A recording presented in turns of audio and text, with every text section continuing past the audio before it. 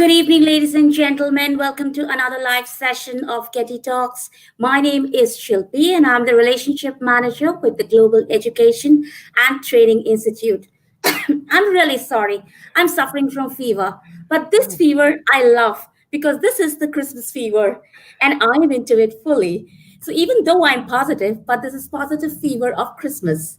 Well, I would like to welcome my guest all the way from Texas, and his name is Todd Nesloney. Here he is.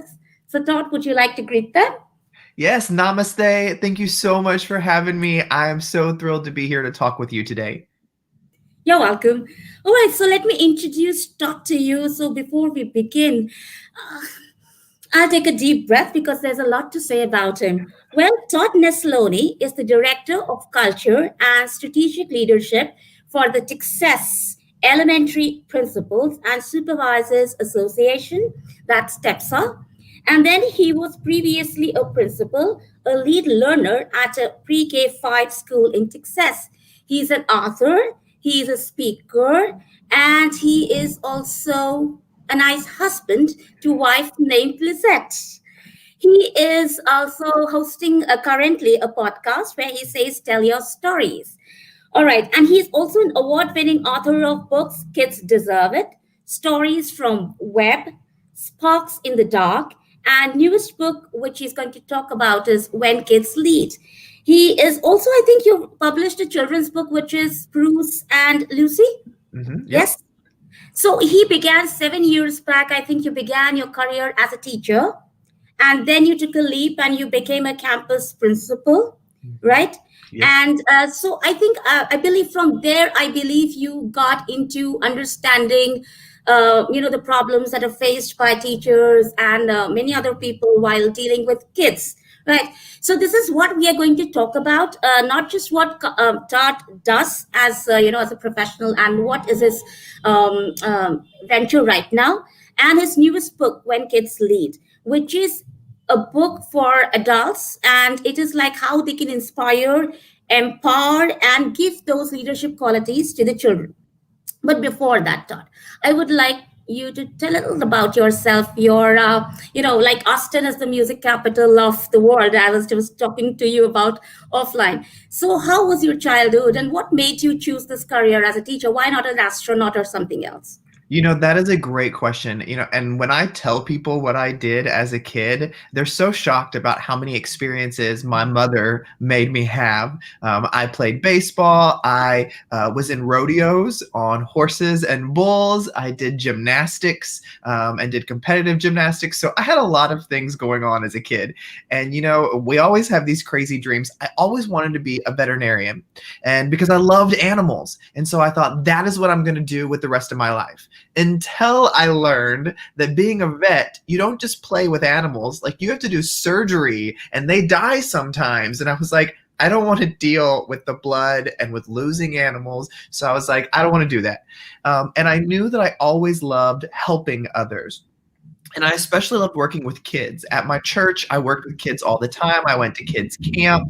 I did all this stuff. And when I thought about what I could do with my life, my next idea was I want to be a social worker. I want to help those kids who need adults coming in to help them with their family, help them with their circumstances. But I'm a very empathetic person, and it's very difficult for me to disconnect emotionally from those types of situations. So I knew that I couldn't handle that. And then I realized I could be a teacher. Because in my life, growing up in school, I had a decent school experience, but I never had a teacher that like changed my life, like in the movies, or a teacher that like made me want to go and do all this stuff. I had good teachers, but I was a quiet kid, and I didn't get in trouble, so I never really was the focus of any educator. And so I thought, I want to be a teacher because I want to be that person that when kids look back as adults, years back into their past, they can sit there and go, I remember Mr. Nesloney and the impact he had on me. And so I went and became a teacher and loved every minute of it.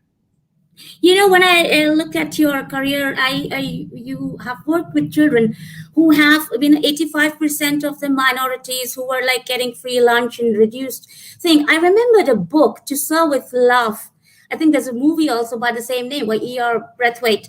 So was it a similar experience with these children, like that teacher had in that story? Like he used to feel get children who came from minorities and they were like rugged and all kinds of mischievousness, and they were not ready to listen to him. So was it the same kind of experience with you too? Well, all my experiences, well, my teaching experience was in a very Yeah. rural community. So it was very much out in the country. It wasn't in the middle of a city. And Mhm. we did have a high population of Hispanic students at my school. And it wasn't that they were rough. For me, it was a great opportunity for me to learn about the cultures of others and to really figure out how I could bring that into my school, but also try to help solve problems that weren't unique to a certain culture, but that I could help. We had a lot of high poverty. And so really trying to figure out, how do we get these kids fed? How do we get them supplies? How do we make sure they learn and want to go on and pursue their dreams? And then when I took my principal job, it was in a small community as well, but it had a very different feel. It felt very much like a big city school. In our community, there were a lot of gangs and drugs and violence. And Yes. so that sometimes played into what happened at school. But for me, it was more of an avenue. I want to be someone in that child's life who shows them things can be different, that it doesn't have to be the way they've always seen it. And a lot of the kids that I was serving, I noticed didn't have anybody telling them that they could be more, that they could be different. And so I wanted to be the person in those kids' lives who constantly was there telling them, what dream do you have? Let's figure out how to get it. I don't care if you come from a family with no money. I don't care if both of your parents passed away when you were young. It doesn't matter if nobody supports you. You can do this. Let's figure out a way to make it happen. Right. So, like I just read that you, going through your thing, that you were recognized by John C. Maxwell as a top 10 finalist for the 2018 Transformational Leadership Award by the White House, and as a connected educator, Champions of Change. So, what was that? Can you just give a little highlight? It would inspire our teachers to do a little better in their work. So Yeah. those were two different awards that neither of which I can still wrap my head around. The first one that happened was the White House Champion of Change under President Barack Obama. I remember getting an email telling me that I was one of the 10 people selected to be recognized as an educator, connected educator champion of change. And I thought it was a joke email. I thought it was a spam. I was like, this is not real, because they were like, we need some information from you. So our Secret Service has to check you out. And I was like, whatever, this is a joke. Until I found out that it was real. And I got to go to the event in Washington, and I got to tour the White House. And, at that time, President Obama was doing Champions of Change about every week. He would select people from all walks of life, not just education. Okay. And he didn't attend many of the events. They were organized by his staff.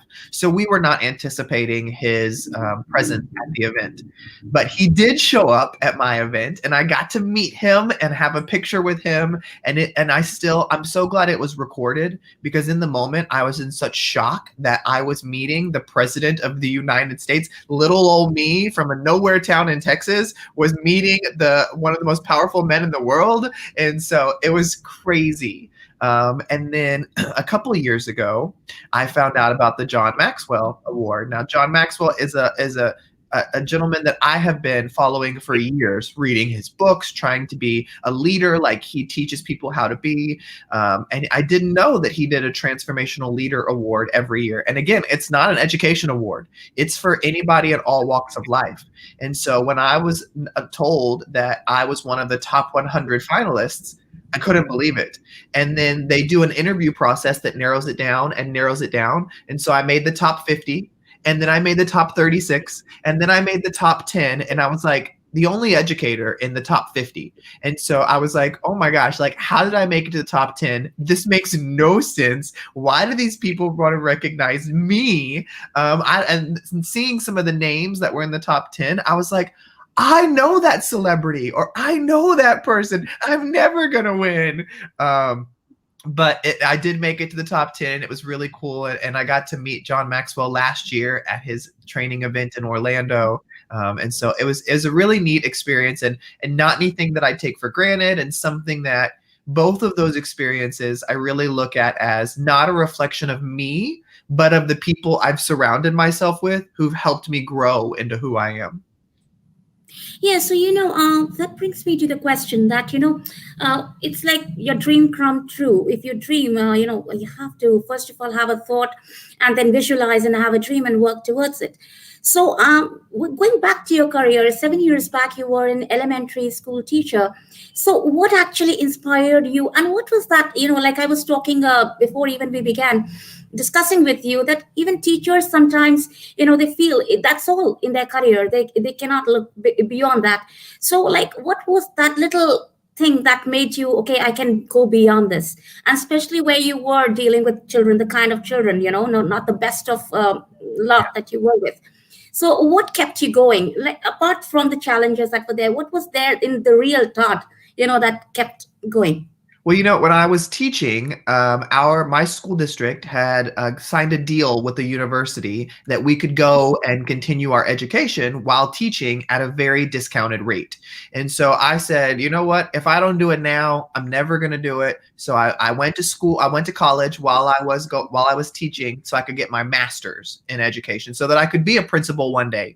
But I always said I don't want to be a principal. Like, I'm just getting this degree because nobody in my family has a master's, and I want to be the first person. Like, that was the only reason I did it.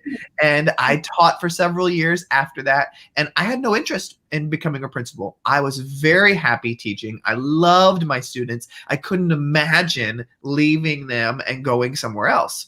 And I am of the belief in my religion that I practice, that you don't ever tell God no, because when you do, he says, watch me make it happen. And of course I said, no, I don't want to be administrator. And then one day I was really active on Twitter, and I still am. And I was sharing all these great things we were doing in my classroom. And an administrator at a district about an hour away from my school sent me a message and said, we love the work you're doing. Will you come work at our school district? And I said, no, I'm happy where I'm at. And he reached out again and said, well, we know you have your degree to be a principal. We have a principal opening. Would you like to come be a principal here? And I said, no, I'm happy where I am. And he said, okay, well, this is a new school starting over, so you would get to hire everybody if you came to be a principal here. And I thought, okay, well, we can talk, because, it's kind of a dream. If you're going to be a principal, you can start your whole school. So I interviewed with them, loved what they were trying to do. And that's when I became a principal. And it was a very not normal path. Normally in the United States, you go from teacher to like a coach or an assistant principal or something like that, where you're the main person in charge. Well, I just jumped straight from the classroom to being the head of the school. And so it was a lot of change really fast. But I spent the next 5 years there and really loved growing and learning. But it wasn't ever anything that I was like, this is my ultimate goal to be a principal. It was just, I want to follow where my heart leads. And when they reached out and I saw their heart for kids, and I realized that, I tell teachers now, teachers often tell me now, I'm not happy at my school, or my family has to move and I have to go work somewhere else, and I'm devastated because I'm leaving my kids. And I have to tell them, every single school has students that need you. It's not just the school you're working at right now. And so we can't look at it as, oh, I can't go work over here, or even though I'm unhappy, I have to stay here because the kids need me. Every kid needs us. And so it's all about going to places where you feel like you can grow, you can be your best self. And that's where, I love the school I was at, but it was an opportunity I couldn't pass up. It was such a cool place, and I loved my next 5 years there. Right. So, you have experienced both, being a teacher and being a principal. And what was the stage when you realized that, I have to go beyond it and write something about kids? So, what was that point of, stage in your career where you realized that I have to go beyond just being a principal in the school and write books? Well, I was blogging ever since I was in Mhm. the classroom, and I was doing it Mhm. for me. I wasn't doing it for anybody else, but people started finding it and liking it, and I was just like, "Cool, okay, I'll be blogging." Well, one of my friends that I had met through Twitter started a Yeah. publishing company, and he had reached out to me several times and said, "I'd love for you to write a book." And I said, "No, like I don't know what I'm gonna say. Nobody's gonna buy it." Like that's way too big. I can write a blog post, but writing a book, like that's a lot. I don't even know where to begin. So I kept saying no. Well, then I attended a principal conference in California one summer, and I met someone there who had a lot of the same ideas as me, and we wrote a little bit together. And I thought, ooh, we have a pretty good connection. I may be able to write a book with him. And so I took it to the publisher. They loved the idea, and that's where Kids Deserve It, my first book, came from. Yes, yes. And it was I didn't want to write a book that was stuffed with research, because for me sometimes I'm not the reader where I'm like, I don't want to go read 150 pages about research, because some of that research is from 10 or 20 years ago. Like it's not the same now. I mean, think about stuff that we're doing now as educators during a pandemic with the technology. There is no research that tells us what to do or what's best right now. We're all learning on the fly. And so I said, I want to write a book that's what we've actually done, like stuff that we are doing in schools now that we see is working. And so the book is filled with stories and practices and ideas. And, we kind of define the book as it's a great reminder of your why you do what you do, and how you can keep going on and being better. Right. So, just as you talked about that, you wouldn't, like to read things which have like research which have been done 10 years back and all that. So, this is the question that I would like to ask you. Um, I mean, the kind of challenges that children face now are very different what we faced as growing up. Like we do talk about that children these days are very different from us, and they are getting more facilities, everything. But then also, I realize they have bigger problems than us because we had a limited, our world was with school, maybe home, and that's with our friends. But now they have to actually go beyond that. There's so much that they're doing. So one thing that I would like to ask you is that what is the difference, as an observer and as so many years into education, that you find that, as adults, we have to see as challenges when children are growing up? Mhm. I think about our experiences growing up, and when we were being raised as kids, we were being raised to be very local. How can you Yeah. survive within your community or within your state? And yes, some areas they would think about moving other places, but really it was a very local way that we were raised. Now, the way they are connected to the world. I mean, any of our kids, when I watch teaching now, there's people from all over the world jumping in on the Skype, reading a book, connecting with authors from other countries, like all kinds of things. We are now raising kids who aren't expected to stay in their community as they grow up or stay within their state or area or county. They are now looking at, I can be anything in the world. I could go and have this job over in England, or I could go work in Australia, or I could go live in South Africa and do this, or even though I may be staying in Texas, my team that I'm working with at this job is from all over the world. And so I have to learn how to communicate, how to build relationships, how to educate myself over different cultures and backgrounds so that I'm not offensive, so that I don't hurt people. And when you think about that, we're not raising kids just in the academic sense. We're raising them in the emotional sense as well, preparing them to have to collaborate with all types of people.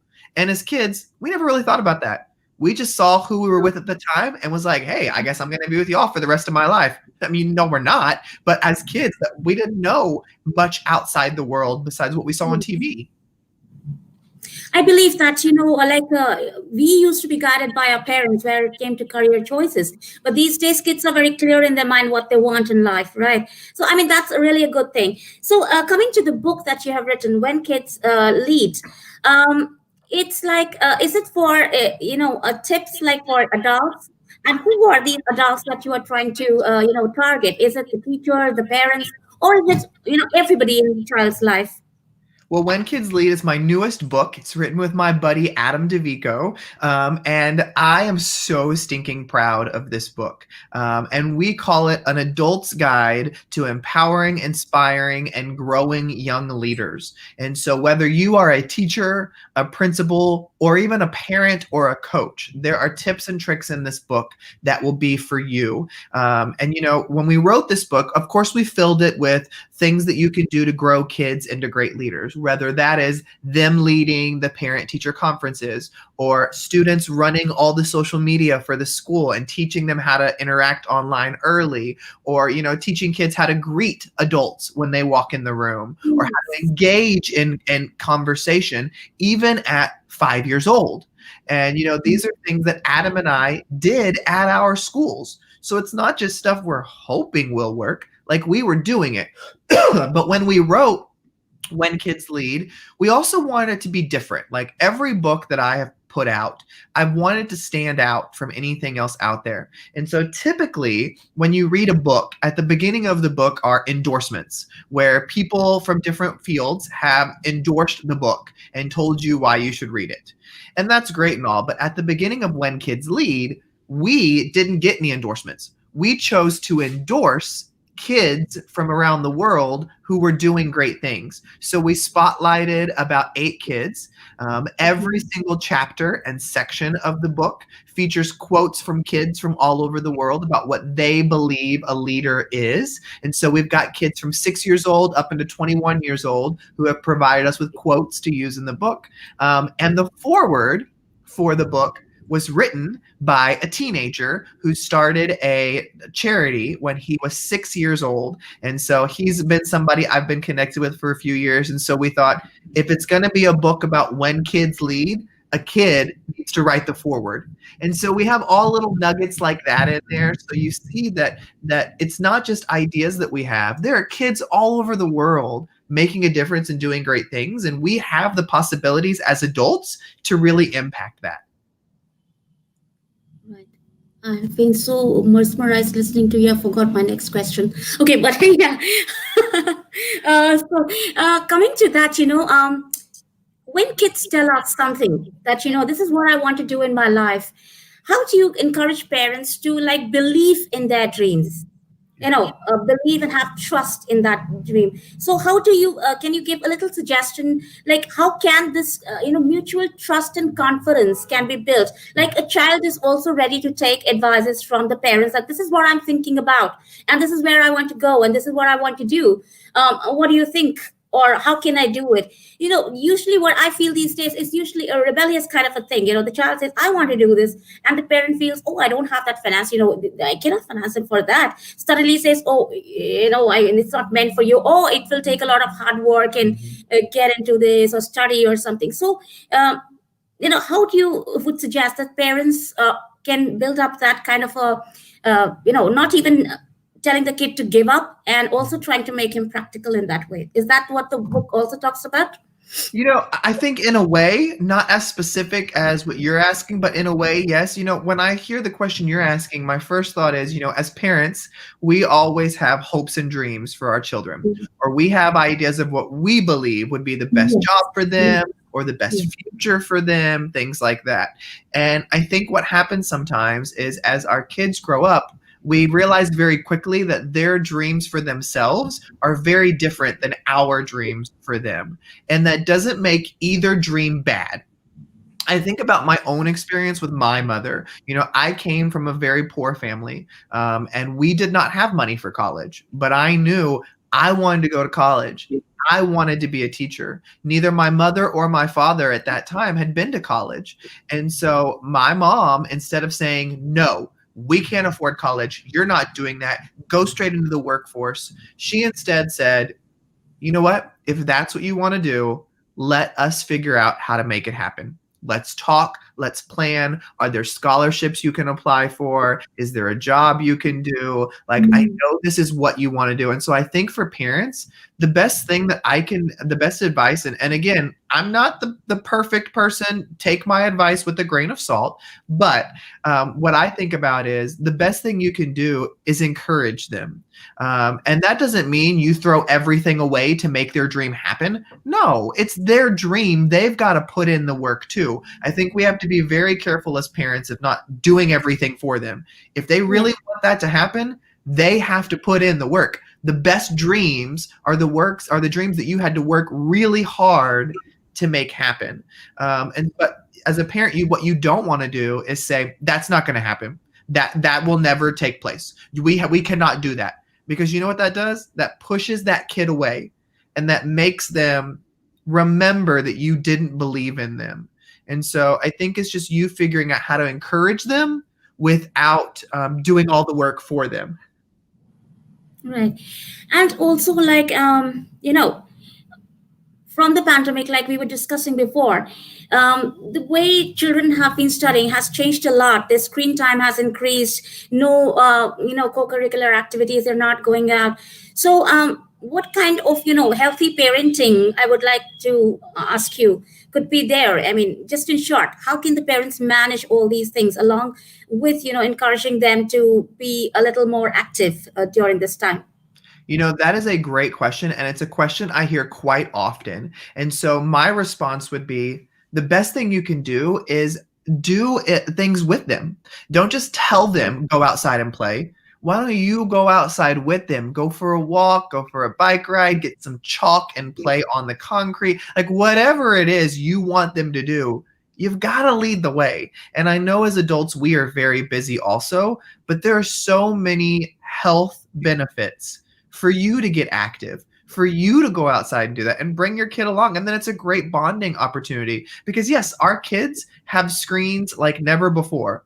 But in reality, and the pandemic has proven, we as adults have just as many screens as they do. And we have fallen into many of the traps we try to say we're getting our kids out of. We're doing the same thing. I find myself watching TV all the time or on my cell phone or on a laptop. And it's like I'm telling kids to get out and play, but I'm doing the same things I'm telling them Yes. not to do. But as educators, I think it's also our responsibility. And here's what I mean by that. As educators, we cannot be assigning them work that only exists within a device or at a table at the house. We as educators have to be creative with some of the things we are asking students to do. There are so many ways that as an educator, you can assign work that is real life. Get outside, do something things. If you're going to go shopping at the local market or at the grocery store, make one of their assignments something they have to do when they go shopping with their parents at the market or the store. If you want them to do some kind of other activity, make them go outside and do it and then take a picture or something. Like there's ways, but we're responsible too as educators. It's not just the parents. We all play a role because sometimes parents say, I want my kid to go outside, but all of their assignments are on the computer. They have to sit there for hours just doing what the teacher said to do. And as principals, if you're a principal listening today, you are just as responsible. Have those conversations with your teachers. Ask them what they're doing to get their kids active instead of just a worksheet or a computer. Yeah. Right. So, tell us something about your book, which is Sparks in the Dark. What is it about? So, I have a deep love for reading and writing instruction, and I am an avid reader. I was not always an avid reader. I remember very clearly the first time I enjoyed reading was when I was 11 years old in fifth grade, and I found the book series Animorphs, and I consumed all of them. I still have every single one of them in mint condition on my bookshelf today because that book series made me a reader. And I knew when I became a teacher and then a principal, even though I taught math in the classroom, there was always books available. There was always reading happening because reading changes lives. Literacy changes lives. Yes. And reading gives us looks into other worlds and it allows us to feel less alone. And I believe there is no such thing as somebody who doesn't like to read, there are Mhm. only people who have not found the book that breaks their heart. Because when you find a book that breaks your heart, you're hooked. You want to go find another one. You want to talk to people about it. But in talking to educators and working with other educators and parents, the biggest thing I always hear is, I don't know how to get them to like to read. I don't know how to get them to like to write. I've tried everything. So I connected with a high school teacher in North Carolina, and we wrote a book together called Sparks in the Dark, which is filled with ideas for elementary and secondary students and adults. So it has ideas for principals of things they can do with their staff as well to encourage a love of reading and writing. Right. So, our children these days read Harry Potter, but what I still love to read is Enid Blyton and 13 O'Clock Tales written by her. So, and what is this podcast like? Tell your stories. Who are these people that you invite to tell stories? You know, Tell Your Story was a series. My second book that I wrote was called Stories from Webb because I worked at Webb Elementary. And so when I had to write my follow up to Kids Deserve It, I wanted something that was not anywhere else on the market. And what happened was I was thinking about, what am I going to write? Well, at school, many times we joke of, we should write a book about the things that happen here. It's just crazy. Yes. And I thought, why don't I do that? Why don't I work with all my teachers and nurse and secretary and cafeteria and maintenance, and let's all write a book together? And so that's what Stories from Webb was it stories from people at Webb Elementary, a lot of it teaching stories, but a lot of it life stories. People shared stories about suffering miscarriages or losing a loved one or having to teach through a disease. And it reminded me when it came out the importance of stories and the importance that each one of us has a story to tell, and everybody needs to hear it, no matter how insignificant you feel or no matter how much you think nobody's going to want to listen to this. And when I thought about that, I was doing a podcast called Kids Deserve It before that. And we were interviewing people from education, and that podcast ended, and I thought, I really want to just, somebody gave me advice once that said, if you ever have a platform, amplify the voices of others louder than you amplify your own. And so when my mother passed unexpectedly in 2018, I uh, read your book. I remembered her passing and me feeling the need to tell her story because she was an educator. And as I told her story, that's kind of what started the podcast. That was the first episode. And it was just a really vulnerable conversation of me telling her story since she was no longer here to tell it. And I realized I want to just find people. I don't want to find those typical super famous education people.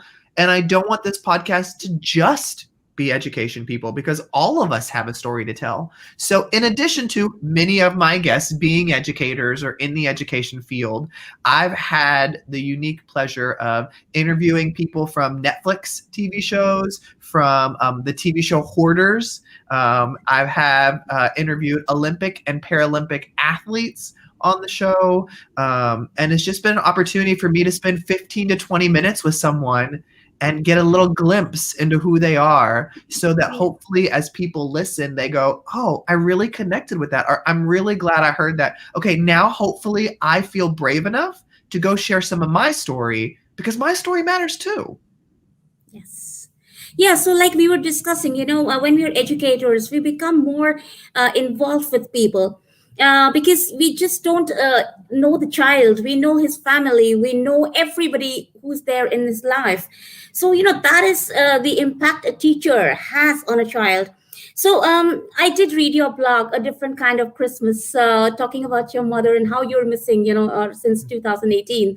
Especially the line that touched me was that, the annual Christmas photograph is always without her. I mean, you were missing her in that photograph. Um, Coming to, how are you feeling about the ed leadership? Are you excited to meet a lot of education? Have you been to India before? So I have not been to India before, but it is one of my top three countries that I want to visit. I was telling you before we went live that, before the pandemic hit, my wife and I love to travel. And so at least once a year, we travel overseas somewhere. So we've been to Italy and Portugal, and we have been to France and some other places. And so India is actually one of my top three places that I want to attend or that I want to go to. And so the opportunity to present to your audience, I am so excited because I'm like, you know what? Now, when I do go visit India, I'll probably know people and I'll get to go see people when this stupid pandemic is over. But You're no, welcome. I'm thrilled to be a part of this. I love connecting with people, and I love just finding new learning. And I think we can all learn from each other. I got to speak to a group out of Egypt a couple months ago, and it was such a neat experience because even though we're all in the same field and we all love kids and we all want to bring about change, because we're from all over the world, we bring so many cool perspectives and so many ways that I go, ooh, that's how y'all do it there. I could totally take and use that here, and I never thought of that. But now that I'm learning through all this virtual and even in person, that I get to make myself better, which makes it better for the kids. Right. Also, what have you heard about India? Do you still believe we are the country of snake charmers, or what is it that you hear? Honestly, what I am looking most forward to is the food. I love Mhm. Indian food. Now, I've had Indian food in the States, so it has been somewhat authentic depending on where you go, but definitely not as authentic as when you visit India. But I'm a huge consumer of music. I love music, and I love Bollywood. I just find that so Really? beautiful. Not only the music, but that is by far my favorite style of dance. I don't dance. I'm not saying I dance, but I'm saying like when I watch the dance shows, my favorite is when they have to dance in a Bollywood style. And as I've done research over all the intricacies that exist within that style of dance that people who just watch don't even know, it's just, to me, that's what I love about culture. Is I love being able to go, oh my goodness, this was not in my community when I was growing up. So I've got to go see more of this and learn. So no, I Right. So definitely want to it's see some really, dancing really. and I want to eat some good food. Yeah, so we look, we children in India, we grew up watching Hollywood movies, like maybe Terminator and all those. So you're the same with us, and Inception. All these movies are so intriguing, and we grew up watching that. We love your technology, so in animation and everything. So last question would be, Todd. Yeah, not the last one. There are many to go. When you just once come to our conference, there are many people who are going to interact with you. And thank you for joining, first of all, the Disruptive Education Movement started by Dr. Gandhi. And coming to that question, I read in your somewhere, like you said, you talked about challenges. You love challenges, and you said, you wanted to find a solution where you said, how can we stop making excuses on why we can't do things for students? So what is that? That I would like to understand. I feel like, and that's where the idea of the Kids Deserve It book come from, is, I feel like I've always been a little outside the box. I Right. kind of felt like we call it a lone wolf, where I felt like there were so many great educators at my school, but I always felt by myself because I was trying to do things different. I didn't want to do things the way they'd always been done. Yeah, it may be working, but what if we could do it better? What if it could be more fun? What if it could be more hands-on? And so what I found though is very often, and this is not unique to the field of education, but very often educators will make excuses. They'll say, oh, well, no, we don't have the money, or I don't have the time, or I don't know if parents would even like that. And they use those excuses to stop growing. And so, you know what? I thought, that's where the idea Kids Deserve It came from, is because whenever anybody makes an excuse, I could say, so do kids not deserve that? what do you think kids deserve? And it's hard to argue and say kids don't deserve to have, that's not as popular to say. And so, I've always wanted to eliminate those excuses. Let's get rid of the excuses. Let's stop saying, I don't have money to do that. And instead think, what can we do to raise the money or find somebody who will support that or do that? Because what I have found is if you are truly passionate about making something happen, you do not let an excuse get in your way. You find a solution. Excuses are just an adult's way of politely saying, I don't want to do that. Instead of them saying, I don't want to do that, we make excuses. And so I've always said, if you really wanted to make it happen, you would find a way. That doesn't mean it's going to be easy. It doesn't mean it's going to happen tomorrow. And it doesn't mean it's going to happen on the first try. But we've got to get rid of those excuses and do what's best for kids. Right. So, have you read the poem by anyways, by Rudyard Kipling, the poem If, where he's giving little advices to his son. So we are looking forward to the Ed leadership, Todd, and we are actually looking forward to you telling us more about, and advising our educators and the people around and school heads, all those who are there. I'm looking forward to the interaction with you. So coming to the end, I would like to read the last stanza of the poem. If you wanted, I'll send it I would across to love you. that. It's a very inspirational poem, and it says the last stanza is. If you can talk with the crowd and keep your virtue, or walk with kings nor lose the common touch, if neither force nor loving friends can hurt you, if all men count with you, but none too much, if you can fill the unforgiving minute, this is what is the main thing, if you can fill the unforgiving minute with 60-minute seconds worth of distance run, yours is the earth and everything that's in it. And which is more, you'll be a man, my son. Oh, I love that. I'm going to have to check out the whole poem. I'll send it to you. Yes, please. Was a British poet, but he was born in India and he was raised in India. He wrote the book Jungle Book.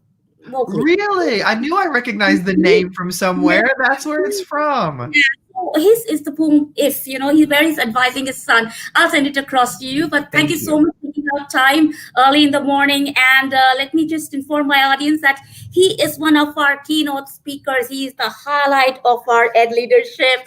So welcome, Todd. And we give you a hug for Merry Christmas and wishing your family and everybody. And let's see when we can actually see each other. Like I was telling you, we cannot hug the neighbor living next to us, but we can meet people through technology. Yep. So it's the new normal, and it's lovely, meeting people from all over the world this way. So looking forward to the Ed leadership. So good night to the Indians and a very good day to you, Todd. Thank you. You're welcome.